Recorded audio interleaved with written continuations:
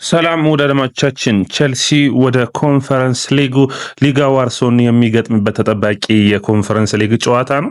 ቼልሲ ካለፉት 10 ጨዋታዎች 10ሩንም ማሸነፍ የቻለ ነው። ይህንን ኮንፈረንስ ሊግ የማለፍ እድላቸው ሰፊ ነው። ምክንያቱም የመጀመሪያውን ጨዋታ ወደ ሊጋ ዋርሶ ፖላንድ አቅንተው 3-0 ማሸነፋቸው ጥሩ እድልን የሚፈጠር ነው የሚሆነው። ነገር ግን ሊጋ ዋርሶ ወደ ፕሪሚየር ሊጉ መጥቶ በኢፕስዊች ታውንን 2 ጎሎች ካየ በኋላ ጎሎችን እድሎችን ቼልሲ በስታንፎርድ ብሪጅ ይሰጠኛል ብሎ ማሰቡ ስህተት አይሆንም። ስለዚህ ያንን ጥንቃቄ መውሰድ ያስፈልጋል። ይህ የአውሮፓ መድረክ ጨዋታዎች ናቸውና እያንዳንዱን ጨዋታ በጥንቃቄ መጫወት አስፈላጊ ነው። ቼልሲ ወደ ፍጻሜ የማለፍ ይህንን ዋንጫ የማሸነፍ እድሉ ግን ሰፊ ነው። ምክንያቱም ጠንካራ ከሚባሉ ቡድኖች ውስጥ አንዱ ነው። ከዛ ውጭ ቼልሲ የኮንፈረንስ ሊጉ የሚመጥነው ነው ተብሎም አይታመንም። ነገር ግን ይህ ቡድን የታዳጊዎች ቡድን ስለሆነ ዋንጫዎችን ማሸነፍ ቡድኑን እንደ አዲስ እንዲሰራ በትልቁ ሊያግዘው የሚችል ሐሳብ ነው። ስለዚህ ኤንዞ ማሬስካ ይህንን ቡድን ለዋንጫዎች እንዲፋለም ማድረግ ግድ ይላቸዋል። ያንን ደግሞ በሚገባ እያከናወኑ ያለ ይመስላል። በኮንፈረንስ ሊጉ በተለይ ኤንዞ ማሬስካ መውቀስ አይቻልም። በጥሩ ፐርፎርማንስ ቡድኑን ወደ ግማሽ ፍጻሜ የሚመሩት ይመስላል። በአጠቃላይ የፕሪሚየር ሊጉ ሁኔታቸው ትናንትና በፕሬስ ኮንፈረንሳቸው ላይ ከፍተኛ የሆነ እንግዲህ ሌላ አወዛጋቢ አስተያየትን ሰጥተዋል። ስለዛም ምን ነግራችሁ ይኖረናል። ኤንዞ ማሬስካ ምን ነካቸው የሚያስብል አስተያየቶችን እየሰጡ ነው። ስለ ደጋፊዎቹ፣ ስለ ቼልሲ ቡድን አጨዋወት የሚሰጡት አስተያየት በመጨረሻም ያፈገፈጉ የሚመስል ነው። ሙሉ በሙሉ በራስ መተማመናቸው ከአሰልጣኙ ላይ እየታየ አይደለም። ስለሱ የምንላችሁ ነገር ይኖረናል። በኮንፈረንስ ሊጉ ቼልሲ ሊጋ ዋርሶን በሜዳው ስታንፎርድ ብሪጅ የሚያስተናግድ ይሆናል። ተጠባቂ ጨዋታ ነው። በኮንፈረንስ ሊግ ቼልሲ ይህ ነው የሚባል ፈታኝ ጨዋታን እስካሁን ድረስ አላጋጠመውም። ወደ ኮንፈረንስ ሊጉ ለማለፍ ሴርቬትን የገጠመበት ጨዋታ ሜቢ ጠንካራ መሆን የሚችል ነው በደርሶ መልስ ጨዋታዎች። ከዛ ውጭ ግን ለታዳጊዎቹ እንዲሁም ደግሞ የመሰለፍ እድል ላላገኙት ለነ ፊሊፕ ዮርገንሰን፣ ኬረን ዲዋንስ፣ ቤሪሃል፣ ክሪስቶፈር ንኩኩ፣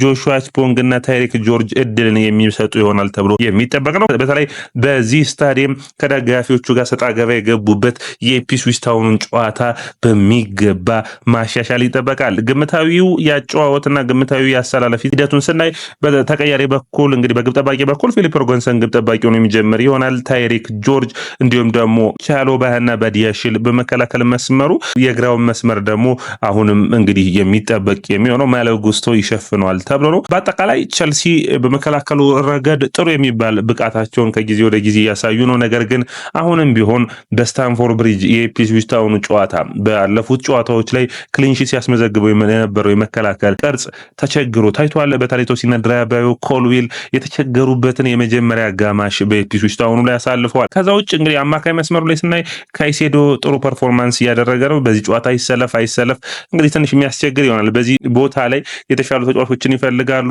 ጄምስ ሊጀምር ይችላል። ጄምስንና እንዲሁም ደግሞ ዱዋንስ ቤሪያልን በመጀመሪያው በሊጋ ዋርሶ ያደረጉት አሰላለፍን ተመሳሳይ በሚመስል ሁኔታ ማለት ነው። ከዛ ውጭ እንግዲህ ኔቶ ማድዌኬ፣ ከዛ ውጭ ክሪስቶፈር ንኩኩና ሳንቾ ይጀምራሉ ብዬ አስባለሁ። ኮል ፓልመር ረፍትን ቢያገኝ አስፈላጊ ነው ብዬ አስባለሁ። ምክንያቱም እዚህ ቡድን ውስጥ ተረጋግቶ የተሻለ ብቃቱን በተለይ ለእሁዱ ጨዋታ ፉልሃምን ክራቨን ኮቴጅ ድረስ ሄደው ለሚገጥሙበት ጨዋታ አስፈላጊ እረፍቶችን ብዙ የተጫዋቾቹ አባላቶች የሚያስፈልግ ነው የሚሆነው። ታይሪክ ጆርጅ በዚህ ጨዋታ ላይ ጥሩ ብቃቱን ማሳየት፣ ጆሹዋ ችፖንግ፣ እነዚህ ተጫዋቾች የሚጠበቁ ነው የሚሆኑት። ምክንያቱም ቼልሲ እንደ ቡድን ከነዚህ ታዳጊዎች ብዙ ነገሮችን የሚጠብቅ ነው። እንግዲህ አድማጮቻችን ብዙ ስለ ጨዋታው የምነግራችሁ አይኖረኝም። የተለየ ቅድመ ጨዋታም ነው ብዬ አላስብም። ነገር ግን ኤንዞ ማሬስካ በጋዜጣዊ መግለጫቸው ምን ሀሳቦችን አነሱ? እንግዲህ ጠንከር ያሉ ሀሳቦችን አንስተዋል። ከዛ ውጭ ትናንት ምሽት ኒውካስትል ክሪስታል ፓላስን ቀሪ ጨዋታ የነበረው እንግዲህ 5-0 ማሸነፍ ችሏል። ይህ ውጤትን ተከትሎ ኒውካስትል ወደ 3ኛ በደረጃ ሰንጠረዡ ላይ ተመልሶ መጥቷል። እንግዲህ ይህ የኒውካስትል ባለፉት 5 ጨዋታዎች ላይ 5 ጊዜ ማሸነፍ ችሏል። አስፈሪ ግስጋሴ ላይ ይገኛል። ቼልሲ በቀሪ ጨዋታዎቹ መፋለም ግድ ይለዋል። ቶፕ 5 መጨረስና የቼልሲ ደጋፊዎች ወደሚፈልጉት ሁሌም ወደሚመኙት ቻምፒዮንስ ሊግ መመለስ ያስፈልጋል። ካለፉት 2 ዓመታት በቻምፒዮንስ ሊግ አለመሳተፋቸውን ተከትሎ ከዛ ውጭ አስቶን ቪላም በሚያሳዝን ሁኔታ እንግዲህ ከቻምፒዮንስ ሊጉ ተሰናብቷል። ይህንን ተከትሎ አስቶን ቪላዎችም እየዛቱ ይገኛሉ። ወደ ቶፕ 5 መምጣትና በሚቀጥለው ውድድር ዓመት በቻምፒዮንስ ሊግ መሳተፍ ነው እቅዳችን እያሉ ይገኛሉ። ስለዚህ የአስቶን ቪላ ጨዋታዎች ጠንከር ያሉ ናቸው። ባለፈው እንዳወራ ነው ኒውካስትል አሁን እድሉን አስፍቷል። ለምሳሌ ከቼልሲ ከቸልሲ አንጻር ስታዩት ኒውካስትል ያለበት የነጥብ 59 ነው። ያ ማለት የ5 ነጥብ ልዩነትን ከቸልሲ ማስፋት ችሏል። ቸልሲ ያለፉትን ጨዋታዎች ላይ የጣላቸው 4 ነጥቦች አሳሳቢ እንደሆኑ አሁንም እያየን እንገኛለን። ኤንዞ ማሬስካ የብሬንፎርድ እና በኢፕስዊች ታውን ምን ያክል አስፈላጊ ነጥቦች እንደጣሉ የሚያሳይ ነው። እንግዲህ ስለ ጨዋታው ምን አሉ፣ ስለ ደጋፊዎቹ ምን አሉ የሚለውን በቀጥታ እናቀርብላችሁ። ለቀጣዩ ጨዋታ እየተዘጋጀኑ በኮንፈረንስ ሊጉ ወደ ግማሽ ፍጻሜ በማለፋችን ደስተኛ ነን። እንግዲህ የሚቀሩትን 6 ጨዋታዎች የፍጻሜ ያክል ተፋልመን ማለፍ ይጠበቅብናል። ስሜታችን መቆጣጠር አለብን። ደስ ሲላችሁ እኛን የምትደግፉን፣ ሲከፋችሁ ደግሞ የምትቃወሙን አይደለም በማለት ለደጋፊዎቹ አስተያየታቸውን ሰጥቷል። ደጋፊዎቹ የቡድኑ አካል ናቸው፣ የቡድኑ ዋነኛው አካል ማለት እፈልጋለሁ። ደጋፊዎችን ወደ ጨዋታ ማካተት ይጠበቅብናል፣ ለእኛ ሊያግዙን ይጠበቃል በማለት አስተያየታቸውን ሰጥተዋል። ስለ ደጋፊዎቹ የሚስማሙበት ያጨዋወት ስታይል አለ ሆይ፣ ያጨዋወት ስታይልስ ትክክል ነው ወይ ተብሎ ጠይቆ ነበር። እኔ ያጨዋወት ስታይሌን አልቀይርም በማለት ነው። የተለየ ያጨዋወት ስታይልን አልጠቀምም፣ በዚሁ የምንቀጥል ይሆናል። ነገር ግን እንደ ቡድኖቹ ሁኔታ የጨዋታ ቅርጻችንን ልንቀያየር እንችላለን። በቀሪ 6 የፕሪሚየር ሊግ ጨዋታዎች በሜዳችን እና ከሜዳችን ውጭ በምናረጋቸው ጨዋታዎች ከፍተኛ የሆነ ድጋፍን እንፈልጋለን። ነገር ግን አጨዋወቴን አልቀይርም ስል አለ ኤንዞ ማሬስካ። በቶተንሃሙ ጨዋታ ላይ ለምሳሌ ቶተንሃም በሚገባ ሁኔታ ፕረስ ለማድረግ ስለመጣ በሚገባኛ ማጥቃት እንችል ነበር። ደጋፊዎቹ ያንን ወደውት ነበር። እንደ ኢፕስዊች ታውንና ብሬንፎርድ አይነት ቡድኖች ሲመጡ ግን ወደኋላ ስለሚያፈገፍጉ በትዕግስት መጫወት ግድ ይለናል በማለት አስተያየታቸው ሰጠው ነበር። ከዛ ውጭ አንዱ ጋዜጠኛ ምን ብሎ ጠየቃቸው፣ ከዚህ በፊት በሌስተር ሲቲ አሰልጣኝነት ደጋፊዎቹ ጋር እንዲሁም ባሉት ሁኔታዎች ያጨዋወት ስታይልን ብትቀይር ይሻላል ወይ ተብሎ ጠይቀ፣ ያጨዋወት ስታይልን ከምቀየር ቡድኑን ብለቅ ይሻላል በማለት አስተያየት ሰጠ ነበር። ስለዛ ምን ታስባለህ ተብሎ ጠይቆ ነበር። ደጋፊዎቹን ሲደግፉን በጣም ደስ ይለኛል፣ ነገር ግን በጨዋታዎች ላይ ያጨዋወት ስታይላችን ሊኖረን ይገባል። እኛ ያጨዋወት ስታይላችንን ተማምነን ወደ ሜዳ የምንገባው። ለምሳሌ በመጀመሪያዎቹ 20 ደቂቃዎች ደጋፊዎቹ ከኛ ጋር ነበሩ፣ በሁለተኛው አጋማሽም ከኛ ጋር ነበሩ። ነገር ግን ከ20 ደቂቃ በኋላ ለተቀሩት 25 ደቂቃዎች ደጋፊዎች ከኛ ጋር አልነበሩም። በተለይ የግብ ጠባቂውን ስህተቶች በሚመለከትና ደጋፊዎቹ ቶሎ እንድናነጠቃ ይፈልጋሉ። ነገር ግን ይህ ደግሞ እኛን ለመልሶ ማጥቃት የሚያጋልጠን ይሆናል በማለት አስተያየቱን ሰጥቷል። ከዛ ውጭ እንግዲህ ምን አይነት ሙዚቃ ታዳምጣለህ ተብሎ ተጠይቆ ነበር። ከጋዜጠኞቹ የጣሊያን ሙዚቃ እንደሚያዳምጥ ተናግሯል። ከፈጠን ካለ ሙዚቃ ይልቅ ረጋ ያለ ሙዚቃዎችን ማዳመጥ ደስ እንደሚለውም ተናግሯል። ከዛ ውጭ እንግዲህ አወዛጋቢው አስተያየት የሰጠው ስለ ቶፕ ፎር ምን አስተያየት አለ ተብሎ ሲጠየቅ ነው። ስለ ቶፕ ፎር ምን ታስባለህ ሲባል ለዚህ ዝግጁ ነን ባለፉት 2 ዓመታት አለ። አሁን እዚህ ጋር ትልቁም ጭቅጭቅ የሚያነሳው ምክንያቱም ትንሽ ቆፍጠን ያለ ጆዜ ሞሪኖን አስተያየት የሚመስል ባለፉት 2 ዓመታት ቸልሲ አንድም ጊዜ በቶፕ ፎር ውስጥ አሳልፎ አያውቅም። በዚህ ውድድር ዓመት ግን ሙሉ ጊዜያችንን በቶፕ ፎር ነው ያሳልፍ ነው። ይህ ደግሞ መሻሻላችንን ያሳያል። በቡድናችን እኛ ማመን እንዳለብን የሚታይ ነው። ሙሉ ዓመቱን ቶፕ ፎር ላይ ያሳልፈናል። እዚህ ቦታ ላይ ለመጨረስም እንሞክራለን በማለት አስተያየቱን ሰጥቷል። ለዋንጫዎች መፋለም እንፈልጋለን። በቸልሲ ቤት ለፕሪሚየር ሊጉና ለቻምፒዮንስ ሊጉ መፋለም ወሳኝ እንደሆነ እናመናለን። ግልጽ ነው። ለወሳኝ ጨዋታዎች መፋለምም ያስፈልገናል። በዚህ ቦታ ላይ ለመጨረስ በቶፕ ፎሩ በሚገባ ስራዎችን እየሰራን ነው ብሏል። አሁን የቸልሲ ደጋፊዎችን ተቃውሞ ያስነሳው በውድድር ዓመቱ ቸልሲ በቶፕ ፎሩ ነው በመጀመሪያዎቹ ጊዜያቶች ይቸገርበታል ተብሎ በተጠበቀበት ጊዜ ጥሩ ስራ መስራቱ ቸልሲ እንዲጠበቅ አድርጎታል። ቸልሲ ደጋፊዎች ይህንን መጠበቃቸው ምንድነው ስህተቱ? ከዛ ውጭ ይህ የኔ የግሌ አስተያየት ነው። ማንም ሰው በውድድር ዓመቱ ቶፕ ፎር ላይ አሳለፈ የሚል ሽልማት የለም። የሚያስፈልገው የቻምፒዮንስ ሊግ ተሳትፎ ነው እንጂ ሁለተኛ መውጣ አራተኛ መውጣ ምንም ይህ ነው የሚባል ለውጦችን አያመጣም። ስለዚህ ሙሉ የውድድር ዓመቱን ቶፕ ፎር ላይ አሳልፈ መጨረሻ 10ኛ ብትወጣ ምንም ጥቅም የለውም። ስለዚህ ቶፕ ፎር ላይ መሆኑ ወይም ደግሞ ለቻምፒዮንስ ሊግ ቶፕ 5 ላይ መሆኑ ዋንጫዎችን ለማምጣት አይደለም እኮ የሚያስፈልገው ለቻምፒዮንስ ሊግ ተሳትፎ ነው። ስለዚህ ይህ ቡድን ለቻምፒዮንስ ሊግ ተሳትፎ የሚሆነውን የመጨረሻ ሂደቱ መጨረሻ ላይ የሚጨርስበት የደረጃ ሰንጠረዡ ነው የሚያስፈልገው። የቡድኖችን የሚወርዱ የሚያደርጋቸው ቡድኖችን ዋንጫ እንዲያሸንፉ የሚያደርጋቸው 38 ጨዋታዎች ተካሂደው አልቀው እንጂ በሙሉ ዓመቱ እዚህ ላይ ነበርን የሚባል ማስተባበያ ልክ ሆኖ ላይ እንግዲህ ኤንዞ ማሬስካ በጋዜጣዊ መግለጫቸው አስተያየታቸውን ቀጥለዋል። በመጀመሪያው በመጣሁበት ዓመት ከአቅም ወይም ደግሞ ከምጠበቀው በላይ ሰርቻለሁ በማለት አስተያየታቸውን ሰጥተዋል። እንግዲህ በዩሮፓ ኮንፈረንስ ሊግ ግማሽ ፍጻሜ በሙሉ ውድድሩ ዓመቱን እንደ ቶፕ ፎር ላይ ነበርን። ከዛ ውጭ እንግዲህ በመከላከሉ ከኢፕስዊች ታውን ጨዋታ በፊት በመከላከሉ 3ኛ ነን፣ በማጥቃቱም 3ኛ ነን በፕሪሚየር ሊጉ። ሊቨርፑል እና እንዲሁም ደግሞ የሚበልጡን አርሰናል ብቻ ናቸው። ከነሱ ውጭ በጣም ጠንካራ ቡድን ያለን በማለት አስተያየታቸውን ሰጥተዋል። ይህንን አስተያየት እንዴት ታዩታላችሁ?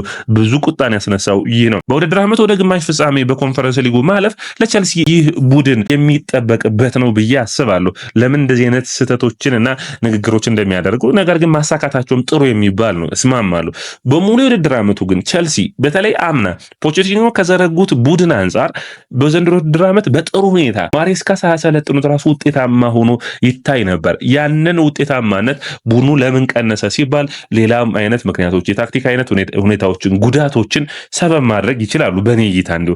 ነገር ግን ሙሉ የውድድር ዓመቱን ቶፕ 4 ላይ ነበርና ይህ ስኬት ነው ማለት አስፈላጊ አይደለም። በውድድር ዓመቱ መጨረሻ ላይ ቶፕ 4 መጨረስ ወይም ቶፕ 5 ጨርሶ በቻምፒዮንስ ሊጉ መሳተፍ ነው አስፈላጊ። አሁንም ለቀሪ ጨዋታዎች ይህንን አይነት የቡድን የራስ መተማመንን የሚገል አይነት ሀሳቦችን ማንሳት የለባቸውም። ቁጥራዊ መረጃዎችን ብቻ ማንሳት ውጤታማ አያደርግም። እንደ ቡድን ቸልሲን ስኬታማ የሚያደርገው ማሸነፍ ነው። ከደጋፊዎቹ ከለመዱት የአጨዋወት ስታይል አንጻር በስታንፎርድ ብሪጅ የሚደረጉት አጨዋወት ስታይሎች በጣም ትዕግስትን የሚጠይቁ ከኋላ ተመስርቶ የሚወጡ አጨዋወቶችን ትንሽ አስቸጋሪ የሚያደርግ ይሆናል።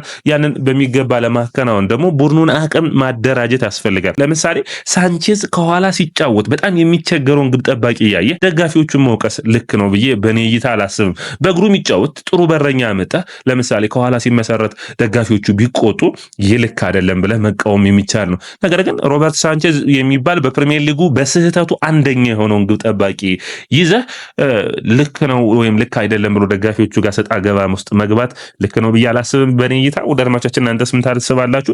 ደጋፊዎቹ ለማየት የሞከሩበትን መንገድም መረዳት ያለባቸው ይመስለኛል። ደጋፊዎቹን የቡድኑ አካል ለማድረግ እንሞክራለን፣ ጥረታችንን እንቀጥላለን በማለት አስተያየታቸውን ሰጥተዋል።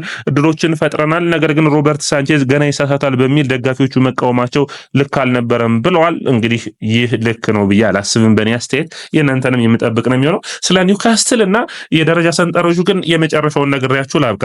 አሁን በደረጃ ሰንጠረዡ ላይ 3ኛ ኒውካስትል ይገኛል። ሁሉም ቡድኖች አሁን ለቶፕ 4 የሚፎካከሩት 5ቱ ቡድኖች ማለት ነው ከ3ኛ እስከ 5ኛ። ከነዚህ 5ቱ ቡድኖች 3ቱ ወደ ቻምፒዮንስ ሊግ የሚሳተፉ ይሆናል ብዬ አስባለሁ። 2ቱ ግን ላይሳተፉ ይችላል። አርሰናል ወደዚህ የሚወርድበት እድል ሊኖር ይችላል ብዬ አስባለሁ። ምክንያቱም ከኒውካስትል ጋር ያለው የነጥብ ልዩነት ዝቅ ያለ ነው፣ ወደ 4 ነጥብ ጠቧል። እንግዲህ በ32 ጨዋታዎች ካያችሁ አርሰናል 63 ነጥብ ላይ ይገኛል። ኒውካስትል 32 በ32 ጨዋታዎች 59 ነጥብ ላይ ይገኛል። ኖቲንግሃም ፎረስት ተበልጧል። ለምሳሌ ኖቲንግሃም ፎረስት በውድድር ዓመቱ ቶፕ 2 እና ቶፕ 3 ላይ ነው ያጠፋው። ነገር ግን ኖቲንግሃም ፎረስት በቻምፒዮንስ ሊጉ ላይ ባይሳተፍ ኑኖ ኤስፒሪቶ ሳንቶስን ሜቢ ላጠብቋቸው ይቻላል ማለት መውቀስ የሚያሳዝን ይሆናል። ነገር ግን መሳተፍ አለበት ብላችሁ ልታስቡ ትችላላችሁ። ምክንያቱም ኑኖ ኤስፒሪቶ አምና ከወራጅ ቀጠና ያመጣው ቡድን ስለሆነ ነው። ነገር ግን አምና 6ኛ የጨረሰን ቡድን ይዘህ በዘንድሮ ውድድር ዓመት ቶፕ 5 ማታሳካ ከሆነ 6ኛ መጨረስን እንደ ውጤትና እንደ ፕሮግረስ ማየት አስፈላጊ አይደለም።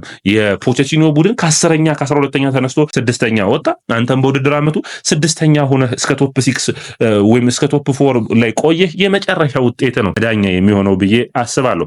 5ኛ የሚገኘው ማንቸስተር ሲቲ ነው በ32 ጨዋታዎች 55 ነጥብ አለው። ቸልሲ እና አስቶን ቪላ በ32 ጨዋታዎች 54 ነጥብ አላቸው። አሁንም የነጥብ ልዩነቱ ከ3ኛ እስከ 7ኛ ያለው 5 ነጥቦች ነው። ስለዚህ የሚቀጥሉት ቀሪ 6 ጨዋታዎች የፍጻሜ ያክል ፍልሚያዎቹ የሚጠበቅ ነው የሚሆኑት። ውድ አድማጮቻችን ይህ ያያ ስፖርት ነው። ሌክቸር፣ ኮሜንት፣ ሰብስክራይብ ማድረጋችሁን አትርሱ።